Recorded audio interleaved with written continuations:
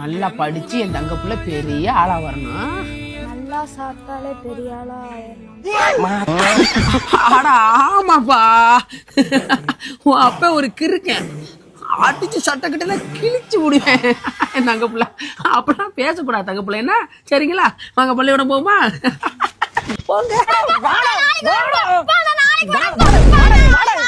என்ன என்ன என்ன சகல அப்படி கூட்டிட்டு போய் என்னாச்சு? இல்ல மங்களே, பள்ளிக்கூடம் போக மாட்டேன் மங்களே. என்ன சகல அதுக்கு பச்சை பிள்ளைய போட்டு இப்படியா பண்றது?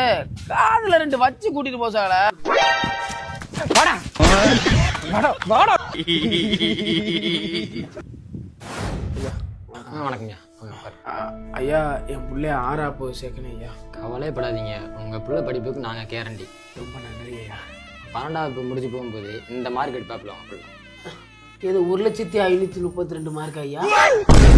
ஐயா அது ரோல் நம்பர் ஐயா, பக்கத்தில் இருப்பாரு 600. அதாவது ஓகே ஓகே ஓகே.